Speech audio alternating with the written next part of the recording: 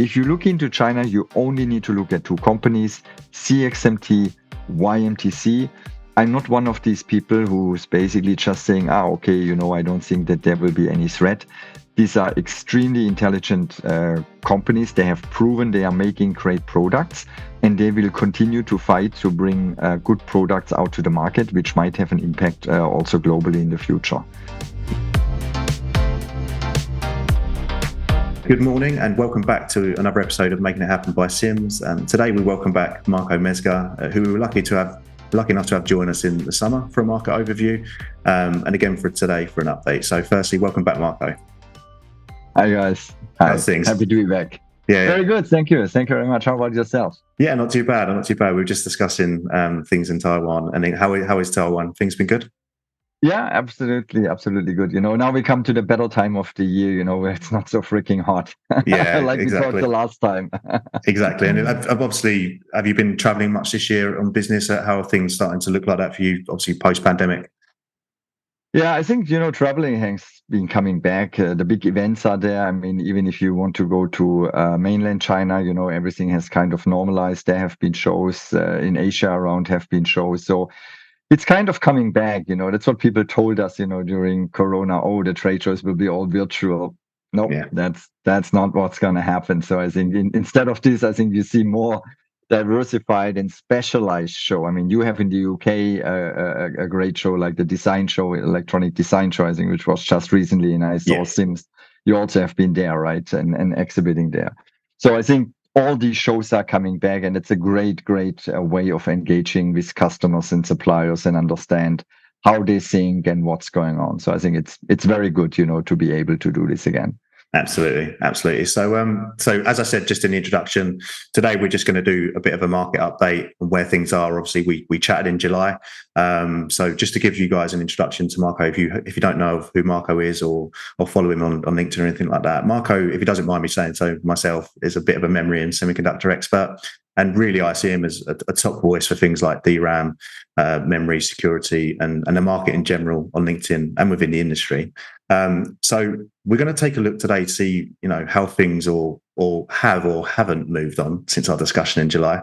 And with this, Marco, I just want to take us back to that conversation in July. You said to me, memory manufacturers are not just making millions in losses, but actually billions in losses, and this could not continue, per quarter. This due to obviously what was incredibly soft market for demand, an oversupply state of product. So firstly, is this still the case, or have we moved on to what might be considered a more sustainable market for those manufacturers?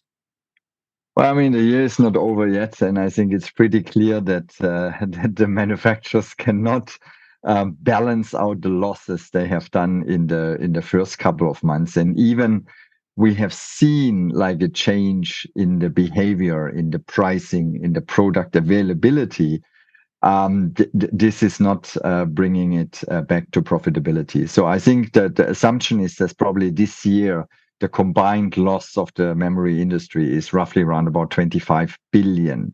That's a huge number. And that's, I think, what we discussed already in July. It was already on the horizon. You saw the quarterly reports, and they continuously are like in the billions per quarter loss. So it has not really that significant improved, but pricing has improved, right? And the narrative. So I think you have not seen, if you remember, or if you think about, we have seen 60% drops comparing to last year in some specific DRAM product area. I mean, 60%. That's a lot of money, right? And last year was not extremely high. We had years where the pricing was even higher than that. So I think both of the technologies, DRAM and NAND, are struggling to be profitable. And I think that's why you have seen so much activity in regards to CapEx, that this has been reduced, but also in regards to wafer starts, because it's just too much parts in the channel. Yeah. And in terms of just the recovery of those manufacturers, and about returning to profitability, do you still see 2024, for example, being a year of recovery for those manufacturers before, we get back to profitability and onto that exponential rise that we all want to see? Well, if you look in our last bowl to see, how will be 24 and 25. I'm pretty optimistic about 24 and 25. 26 might be another correction again, because this is like when manufacturers getting excited and like the market coming back in 2024. And frankly speaking, Drew, if we look into 2024, I have seen numbers from increase in the memory market between 30% up to 70%. Mhm. Okay, that's a huge range, that even the so-called analysts, like people who make money with this on a day-to-day basis and crunching the numbers and looking into this, they are not in line, what's really happening. The bottom line where they are really in line is we have double-digit growth next year. So that's the Yeah. key message, what I'm taking away with it. And I think they are the big determining factors are basically two things. One is ASPs, so the Yeah. average selling price of the product. So this has to go up. That's what we discussed last time, because otherwise the loss would continue. And nobody, even a company like Samsung, will be able to do this for long, because they No. have shareholders and they will not look at this. And the second one is the demand, because we have really the very interesting combination of that demand was weak, plus you have like high inventory level, and there where you have the price pressure. So all these factors kind of together, and they will be corrected, and that's what's happening right now. I think you will see in this quarter, if you talk about contractual pricing, we will see across the board, especially on DRAM, the manufacturers pushing through like 10 to 20% increase in pricing. And you will see that customers are getting a little bit worried and cautious and trying to build up some inventory again, because they have depleted most of the inventory, at least in the channel. Smartphone is still quite weak, but year over year, they are kind of the same. Let's put it in this way. So they didn't fall further down. So this is today already kind of a positive sign. When you hear this, it's not going further down. But we need to see how sustainable it is, right? Yeah. So I think you will really see by the end of the year, all the cutback in the production capacity will be in effect. Because in September, after we spoke, Samsung made another announcement that they will cut back further production. And this really only comes into effect after 4 months, right? So 3, 4 months, you can say, where you see an impact. And that's kind of I would say probably July, August was already some kind of inflection. So we saw it on the horizon, it's happening, but a lot of people saw it more moving into 2024. But it's happening actually right now in fourth quarter, and that's also how I had the feeling that this is already happening now in quarter four. Yeah, absolutely. And in terms of those price increases and then falling through to the customers, are you starting to see that in certain segments compared to others? Or the industrial side or enterprise side, where are the price increases coming first off? Because obviously consumer still they all remain pretty weak in terms of demand. It's going to take something to trigger it, but where are the price increases starting to happen? What segments?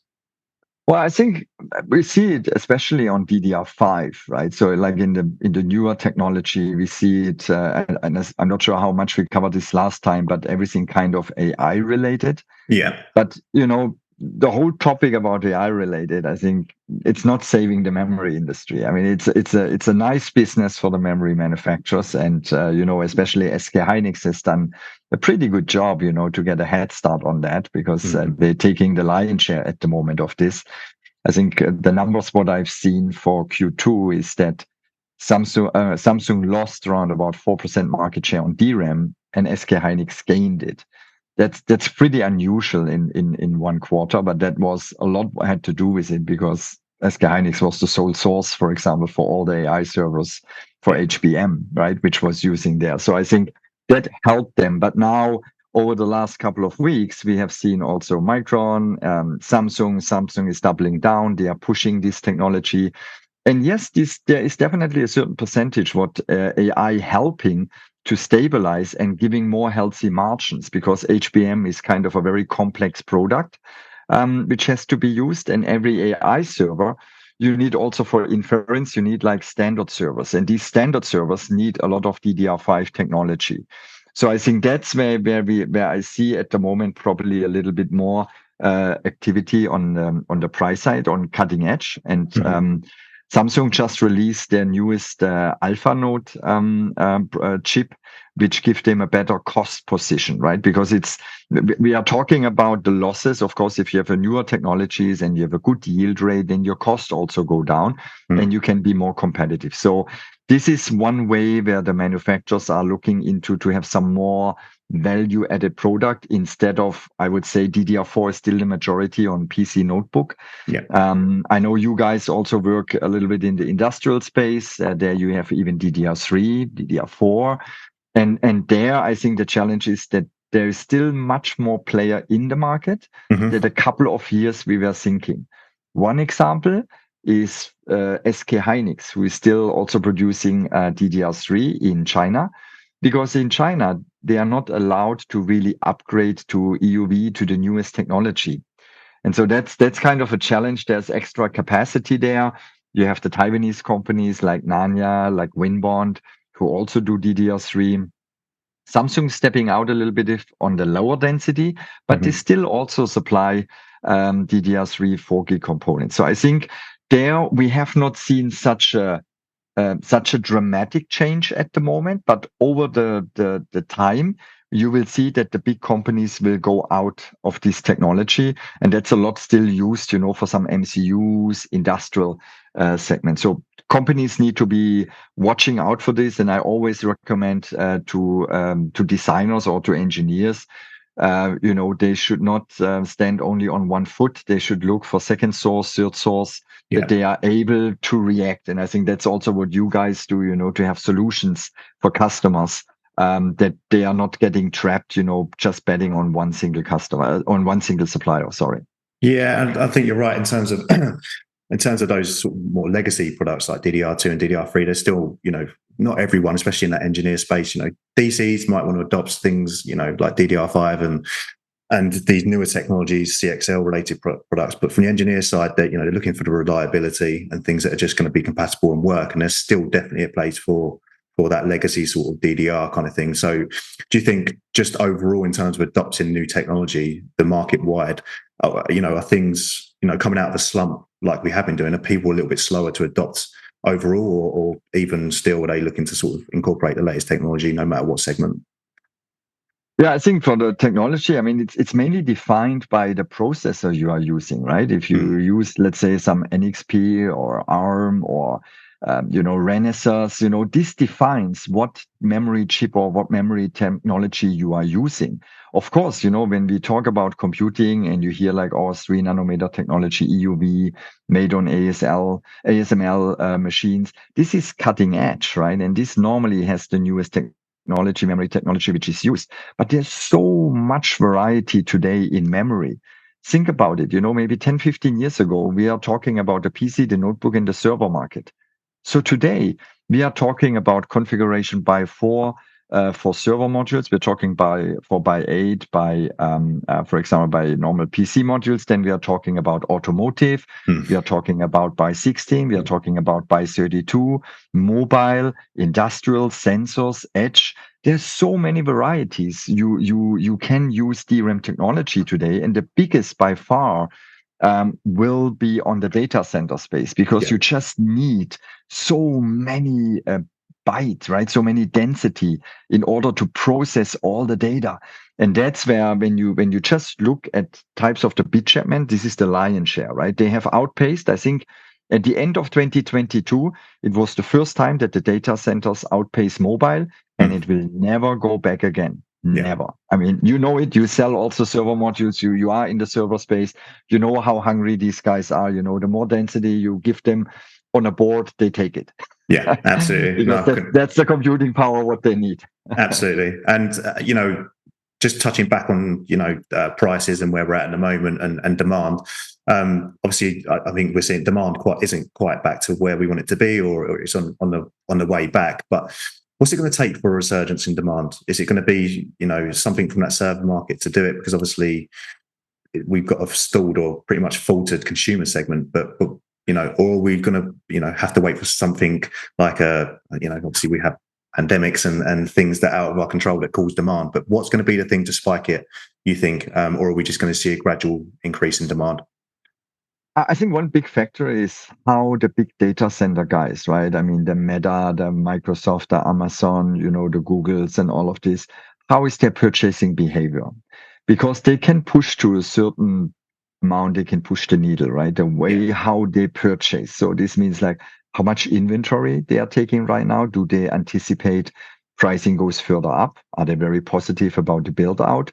So this can have a huge impact. Think about it, just 1 week extra inventory, if all of them are doing this, and not only these companies, also the others. So it's a very emotional decision also, because people are afraid, if the pricing goes further up, that their calculation of the bill of material is not working anymore, or their calculation for their services.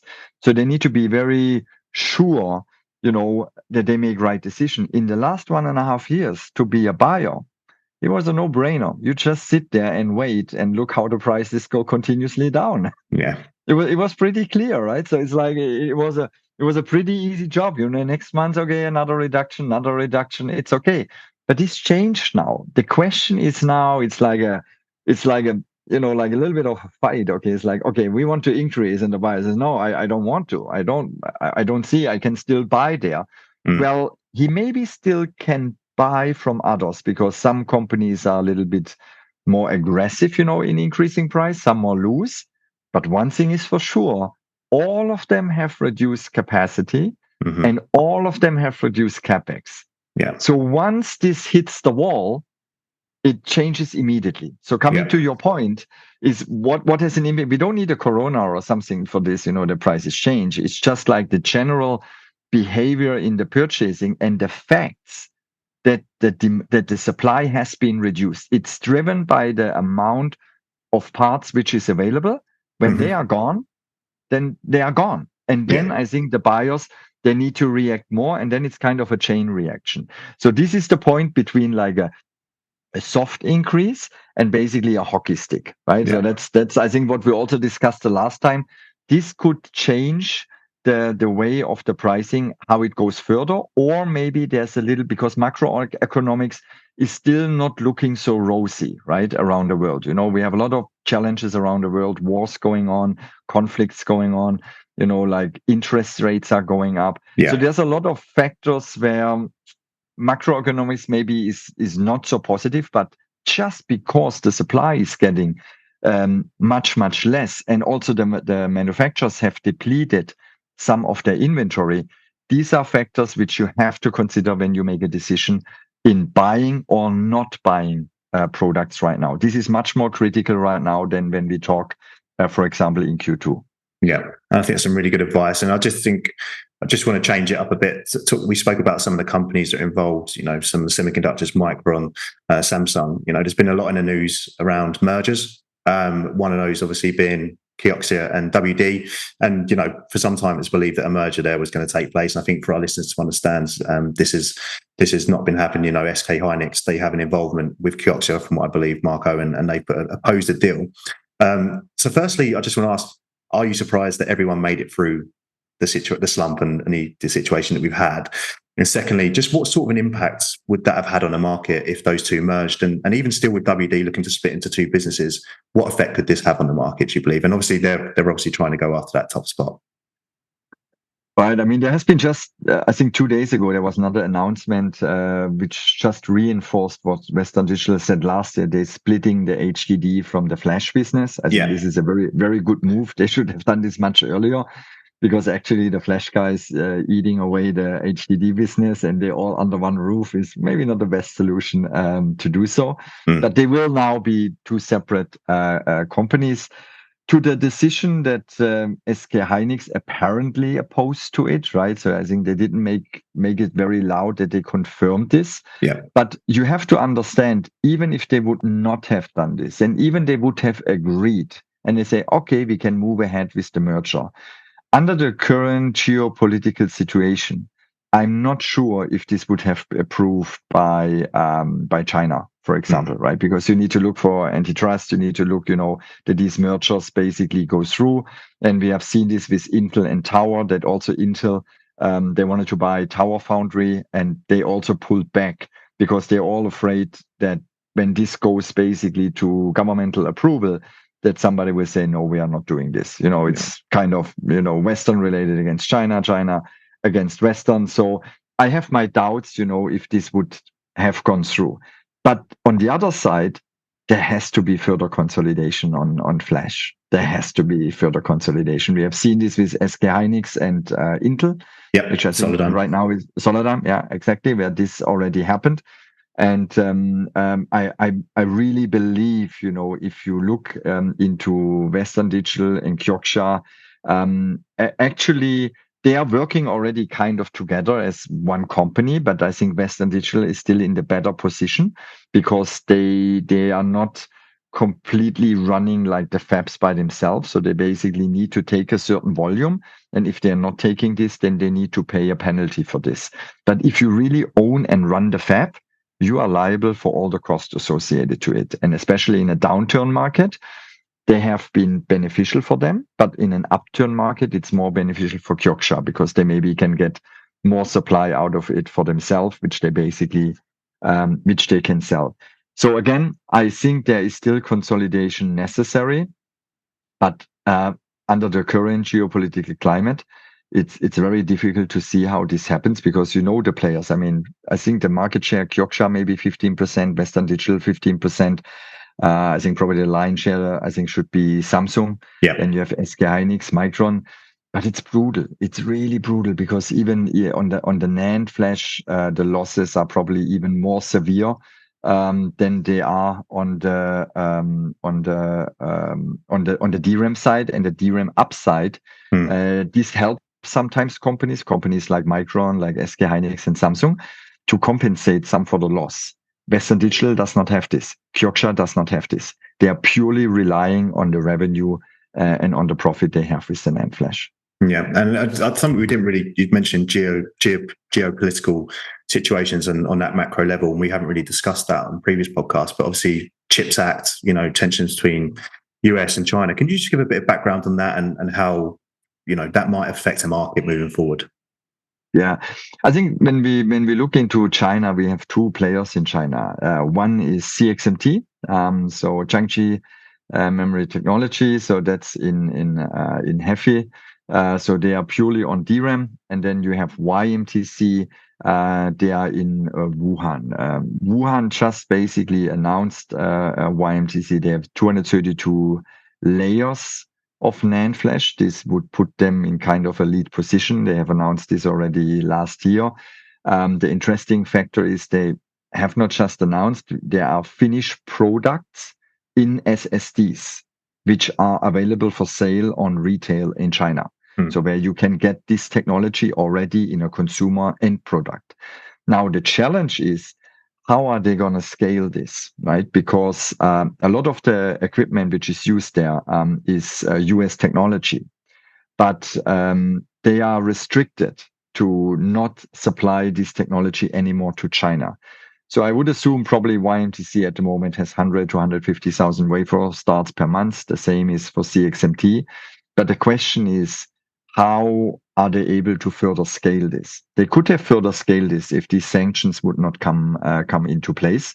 And I'm not sure if you remember, I think it was probably 1 year ago, when Apple announced that they have approved YMTC to be on the approved vendor list for their NAND flash for the iPhone. Mm-hmm. And then they had basically Apple, because of so much push from the government and from the media, they basically had to drop that. But just the fact that Apple praised that they would put YMTC in an iPhone shows how far this quality or how good this quality is from YMTC, which helped YMTC credibility for the China market. And to your point, the influence what these companies have is not so much on the international business. So, for example, we don't see so many of these products, let's say, in the Western world. If you go Amazon or somewhere, that you would see, oh, these products has a YMTC chip in. Not really. But think about all of the China market, highly competitive. There's a huge demand also on the local market. what YMTC is selling is in the local market, the Western companies cannot sell, right? Yeah. Because this market share is then basically gone and they need to sell it somewhere else. But again, the percentage probably of the whole NAND flash market is maybe 5%, what they are covering. And this will mainly be in China, and it will have an effect for the other suppliers, which maybe will not be able to supply there. And just on another note, you maybe heard a couple of months ago, there was also Micron having some challenges that the China government basically said that it's not possible to use this. They used a very blurry wording for this, right? So it was not completely clear where they cannot be used anymore. So they are not completely banned, but they are banned in some ways. But it's kind of a retaliation of what has happened with YMTC from the USA. So there's really some kind of trade war going on in this regards. And of course, ultimately, for us, when we work with customers or when you work with customers and give an understanding, it always has some impact because a few percentage in our market, supply and demand, can push the needle in the one way or the other direction. Yeah. So that's very important, and that's what I recommend companies, even if they are not looking so much into every single player. If you look into China, you only need to look at two companies: CXMT, YMTC. I'm not one of these people who's basically just saying, okay, I don't think that there will be any threat. These are extremely intelligent companies. They have proven they are making great products, and they will continue to fight to bring good products out to the market, which might have an impact also globally in the future. Yeah. Okay, thank you. And that's really well explained, looking at some of those macro things compared to, where we are on a micro level. But I think just to sort of wrap it up and just with more of an outlook, and again, we kind of know where things are, production cuts are still in place and there's still a balancing act and a removal of current inventory. But just for our listeners, some takeaways, especially those currently purchasing in this market and looking, everyone's in their planning phase for 2024. So how do you see things really playing out in 2024? More price increases, increased demand, which we discussed. How do you think best that customers should act in this market and approaching 2024? Yeah, it depends on the segment, right? So I think we should differentiate there. Let's say consumer, industrial segment, because consumer segment you are very much driven by the demand from the customers and how basically it plays out. So there you probably would not take a risk buy right now and say, I rather buy something right now because maybe the price is higher next quarter, because also competition does not do it. But if you look more into, let's say, B2B, industrial, this kind of area where you need to have like a more solid planning, there I definitely would suggest to have a second look and get some better understanding, get some more details about the forecast and definitely secure a certain quantity. If you don't want to secure 100%, do at least 50%. So it's not so hard if pricing goes further up, but it's also not going so much on the cash flow. But definitely the easy purchasing decision, like in the last 12 months, hey, it's anyway going down. It's not going to happen.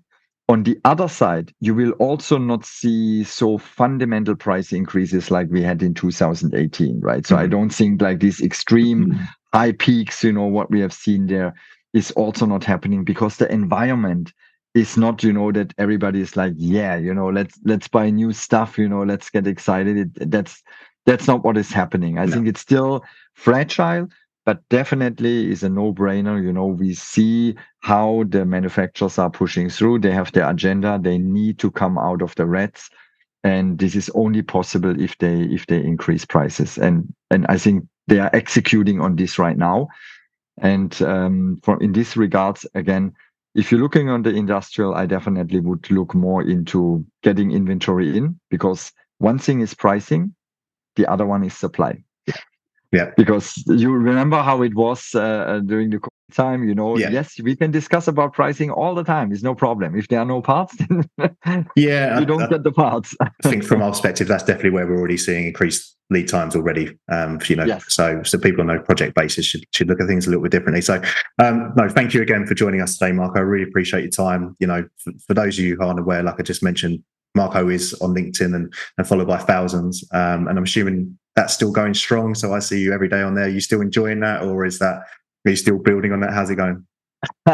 No, I think, as I mentioned to you before, it's something I really enjoy doing, because I think it's one of the most fascinating industry. I mean, in semiconductor memory, but also in total, right? Semiconductor has got so much attention the last few years, and my goal is also to bring newcomers, students, new people who come to this industry or who work for a company who don't understand all the ecosystem, to share this and give a better understanding. So it's a lot of stats driven, statistical driven, all public information. I'm just curating this kind of together to give people a better understanding and different point of views. This is very important today, that we get different sources, like a few, to make an own opinion and not Yes. just adapt to one. So that's why I have a big passion for this, and I am happy to invest this time. I make new friends via this, and again, whoever wants to follow me, I'm happy about this. You find me on LinkedIn with Marco Mezger. Yeah, and I will put a link into your profile into the description. It's also worth mentioning, here at Sims, we do run a free market intelligence service where we collate a variety of sources. And again, we've been in a memory market for 30 plus years, so we have our own knowledge here, and we're able to sort of give a bit of foresight on what DRAM and NAND market is going to do in terms of price and supply. So yeah, you can head to sim.co.uk/sims-foresight for that, or again, the description is in the link is in the description, so I'll put it in there. So thank you again for your time, Marco. Enjoy your evening, and hopefully we get to do this next summer and see where things are. All right. Always a pleasure with you. Bye bye. See you, Marco. See Bye-bye. you. Okay. Bye bye. Bye bye.